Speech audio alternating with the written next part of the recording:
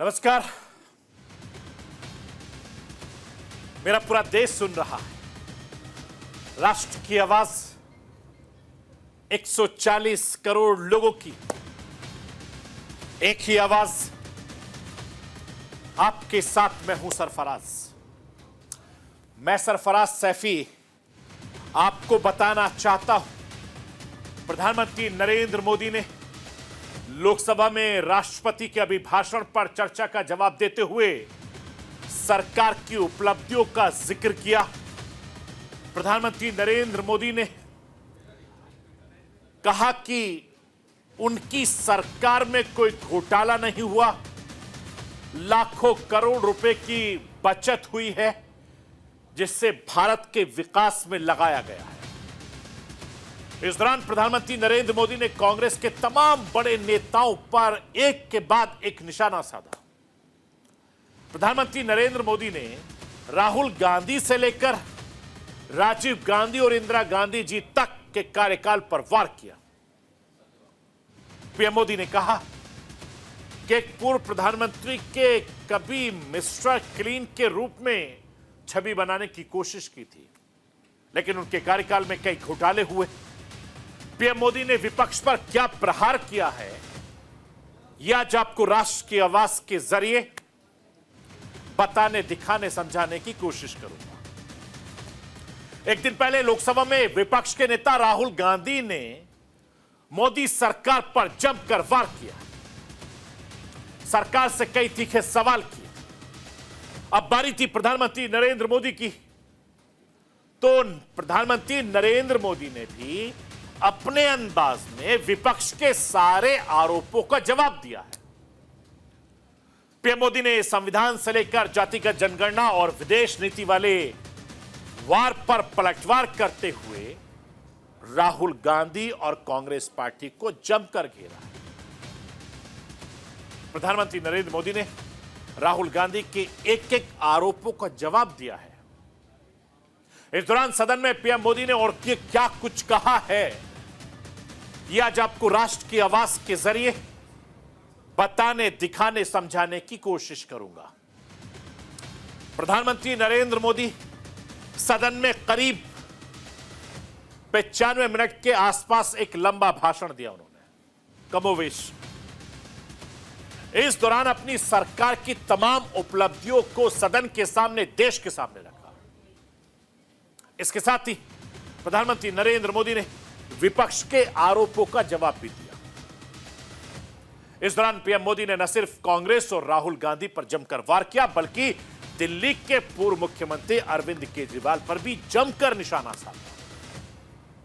PM Modi ने इस दौरान जकूजी, स्टाइलिश बाथरूम और शीश महल पर भी वार किया।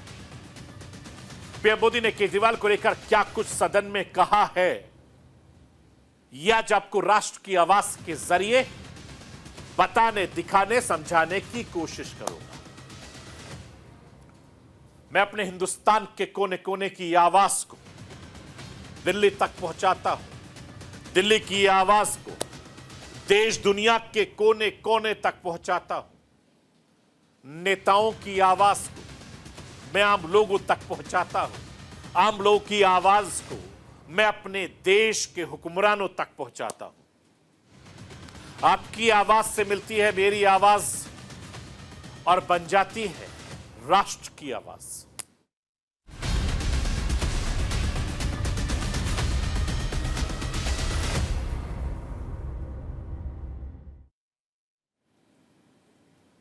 लोकसभा का पारा पिछले 2 दिनों से हाई है। राष्ट्रपति के अभिभाषण पर बहस के दौरान पिछले 2 दिनों से सत्ता पक्ष, विपक्ष आमने सामने है। पहले राहुल गांधी के भाषण से सदन का पारा हाई हुआ था, तो अब विपक्ष के तमाम आरोपों का जवाब देने के लिए प्रधानमंत्री नरेंद्र मोदी आए और विपक्ष के तमाम आरोपों का जवाब देते हुए विपक्ष पर जमकर हमला किया है। प्रधानमंत्री नरेंद्र मोदी ने करीब 95 मिनट तक अपने भाषण में पहले तो अपनी सरकार की उपलब्धियां गिनाई, अपने कार्यकाल का पूरा ट्रैक रिकॉर्ड सदन में रखा तो वहीं विपक्ष के हर वार का जवाब भी मिला है। एक दिन पहले ही नेता विपक्ष राहुल गांधी ने प्रधानमंत्री नरेंद्र मोदी पर तीखे हमले किए थे, सवाल किए। पीएम मोदी ने राहुल गांधी के हर सवाल का जवाब देते हुए अपने अंदाज में दिया है। पीएम मोदी ने विपक्ष के तमाम सवालों के जवाब देते हुए अपने भाषण के आखिर में भविष्य की जीत पर बड़ा दांव ठोक दिया।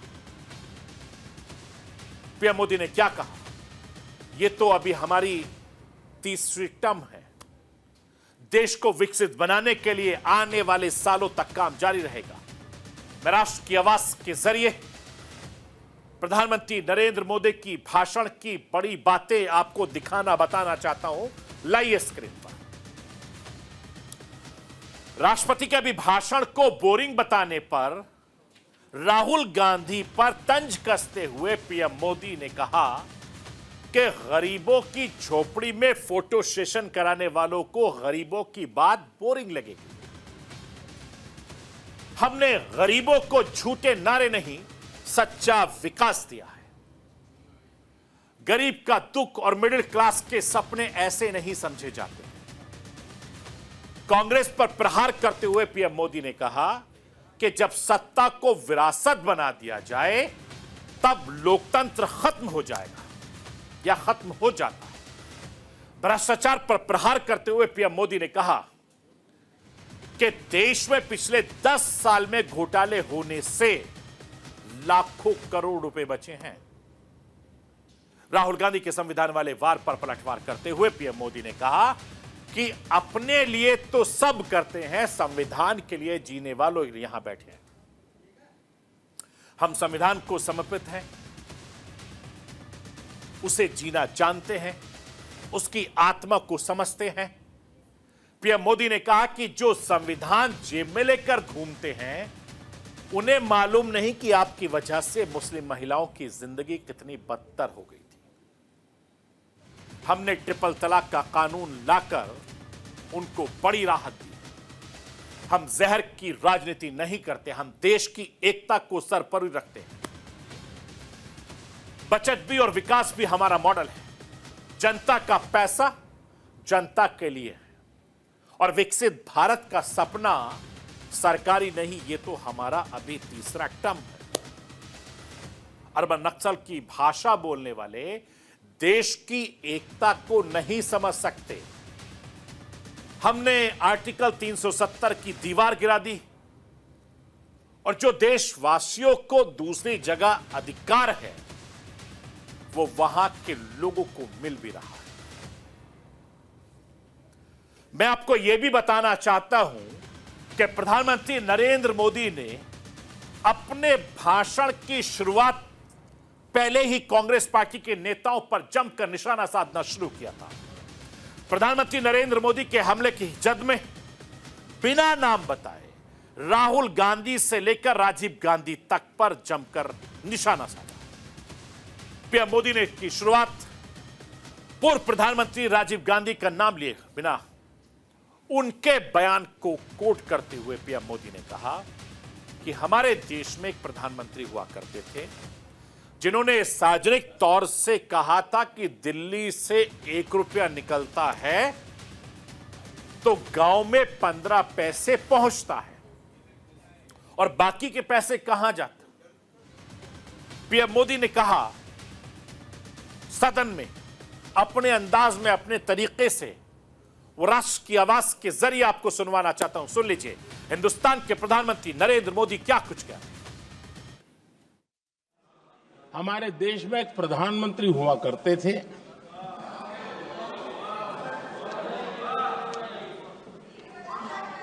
उनको मिस्टर क्लीन करने कहने की एक फैशन हो गई थी।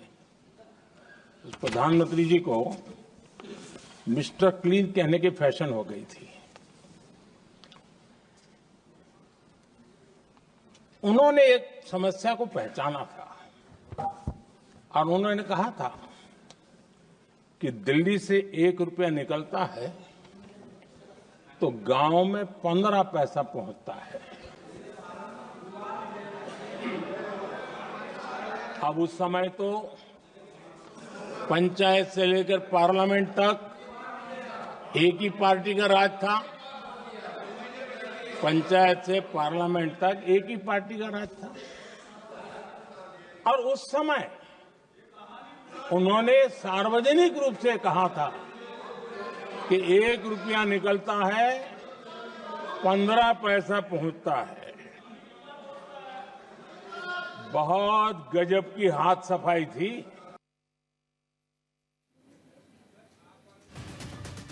मैं आपको यह बताना चाहता हूं कि इसके बाद पीएम मोदी ने कांग्रेस के इंदिरा गांधी की सरकार वाले दौर को भी याद दिलाया। पीएम मोदी ने कहा कि दशकों पहले कहा जाता था कि गरीबी हटाओ देश बचाओ। गरीब हट गए लेकिन गरीबी दूर नहीं हुई।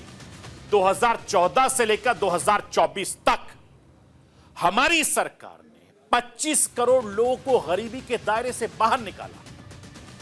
गरीबी पर बोलते हुए पीएम मोदी ने कहा कि झोपड़ी में जाकर फोटो खिंचवाने वाले हमारी सरकार के काम करने के तरीकों को कभी नहीं समझ पाएंगे।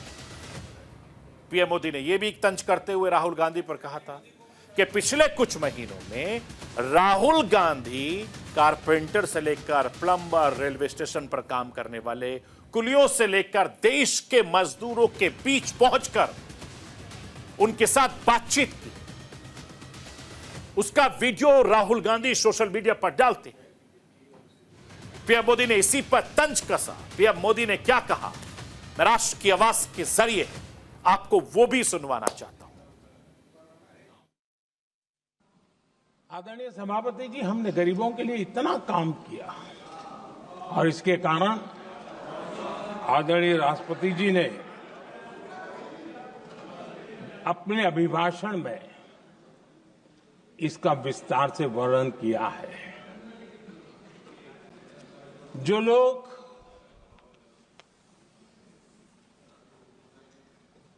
गरीबों की झोपड़ियों में फोटो सेशन कराकर अपना मनोरंजन करते रहते हैं, उन्हें संसद में गरीबों की बात बोरिंग ही लगेगी।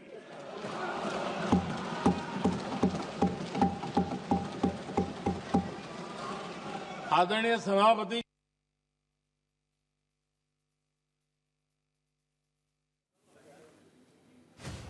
मैं आपको यह बताना चाहता हूं कि राहुल गांधी ने एक दिन पहले ही सदन में बेरोजगारी से लेकर संविधान, जाति जनगणना और विदेश नीति को लेकर सरकार को घेरा था।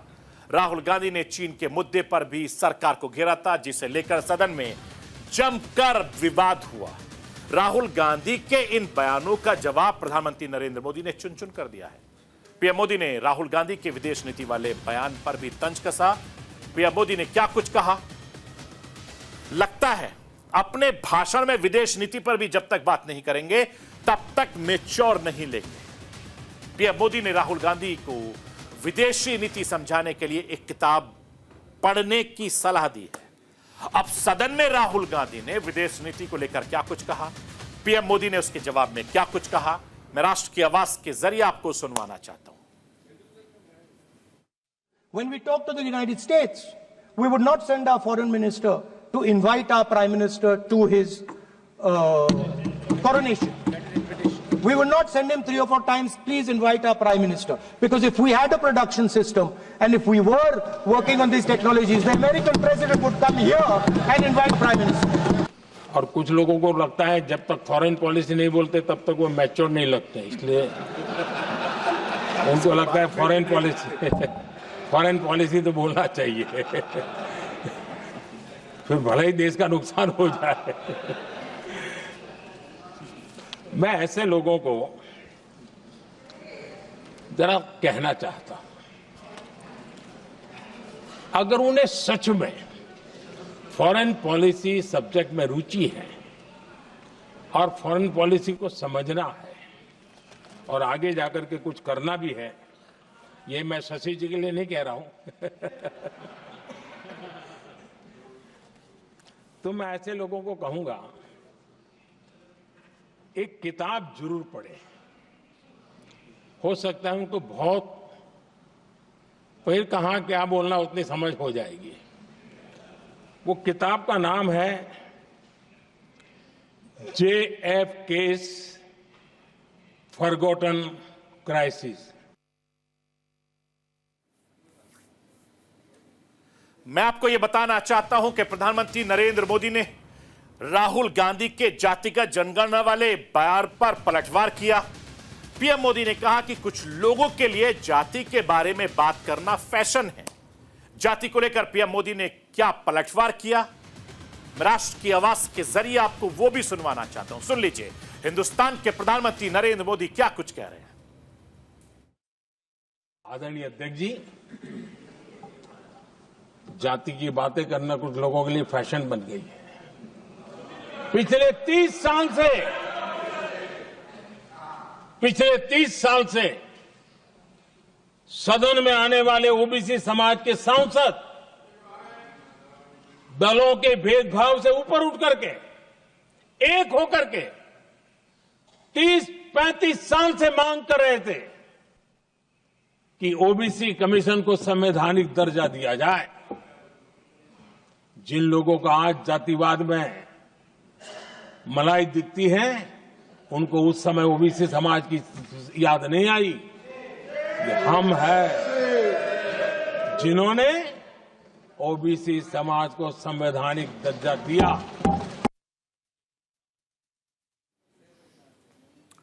मैं आपको यह भी बताना चाहता हूं कि प्रधानमंत्री नरेंद्र मोदी ने सदन में राष्ट्रपति के अपमान का भी मुद्दा उठाया। सोनिया गांधी ने राष्ट्रपति के अभिभाषण पर जो पुअर लेडी कहा था, उसे लेकर पीएम मोदी ने कांग्रेस को जमकर घेरा। पीएम मोदी ने राष्ट्रपति के अपमान को लेकर क्या कहा, वो राष्ट्र की आवाज के जरिए आपको वो भी सुनवाना चाहता हूं। राष्ट्रपति जी के अभिभाषण के बाद एक महिला राष्ट्रपति जी, एक गरीब परिवार की बेटी, उनका सम्मान न कर सके, आपकी मर्जी, लेकिन क्या क्या कहकर उनको अपमानित किया जा रहा है।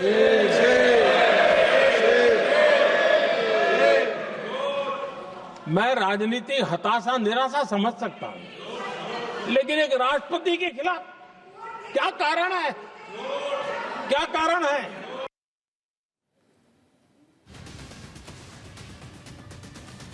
मैं आपको यह भी बताना चाहता हूं कि प्रधानमंत्री नरेंद्र मोदी न सिर्फ राहुल गांधी और कांग्रेस पर वार करते रहे, बल्कि सदन में बिना नाम लिए दिल्ली के पूर्व मुख्यमंत्री अरविंद केजरीवाल पर भी जमकर निशाना साधा। लोकसभा में राष्ट्रपति के अभिभाषण पर चर्चा के जवाब देते हुए पीएम मोदी ने स्टाइलिश बाथरूम, शीश महल से लेकर कई मुद्दों का जिक्र किया। पीएम मोदी ने केजरीवाल का नाम तो नहीं लिया, लेकिन शीश महल का जिक्र करके केजरीवाल पर करारा वार जरूर किया है।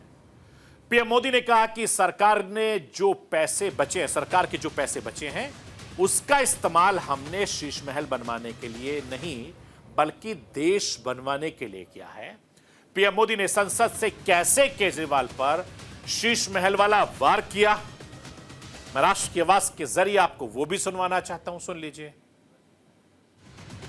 आजकल मीडिया में ज्यादा ही चर्चा हो रही है, सोशल मीडिया में और अधिक हो रही है। कुछ नेताओं का फोकस घरों में जकूजी पर, स्टाइलिश शावर्स पर, लेकिन हमारा फोकस तो हर घर जल पहुंचाने पर है। मैं बचत की तो बात कर रहा हूं, लेकिन पहले अखबारों की हेडलाइन हुआ करती थी, इतने लाख के घोटाले, इतने लाख के घोटाले, इतने लाख के घोटाले। 10 साल हो गए, घोटाले न कर करके, घोटाले न होने से भी देश के लाखों करोड़ रुपए बचे हैं, जो जनता जनार्दन की सेवा में लगे हैं। आदरणीय सभापति जी, हमने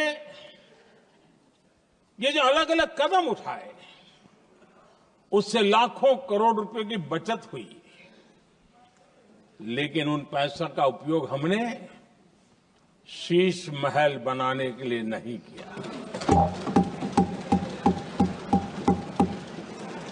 इसका उपयोग हमने देश बनाने के लिए किया है। मैं आपको यह भी बताना चाहता हूं कि केजरीवाल की आम आदमी पार्टी पर अटैक करते हुए पीएम मोदी ने कहा कि हम लगातार युवा भविष्य को ध्यान में रखकर काम कर रहे हैं, लेकिन कुछ दल हैं कि युवाओं के भविष्य पर आपदा बनकर गिरे हुए हैं। युवाओं को लेकर पीएम मोदी ने सदन में केजरीवाल पर क्या वार किया, वो भी राष्ट्र की आवाज के जरिए आप सुन लीजिए। हम लगातार युवा भविष्य को ध्यान में रखते हुए काम कर रहे हैं, लेकिन कुछ दल हैं जो लगातार युवाओं के साथ धोखा कर रहे हैं, उन्हें धोखा दे रहे हैं। ये दल चुनाव के दरमियान ये भत्ता देंगे, वो भत्ता देंगे, वादा तो करते हैं लेकिन पूरा नहीं करते हैं। आदरणीय अध्यक्ष जी, ये दल युवाओं के भविष्य पर आपदा बनकर गिरे हुए हैं।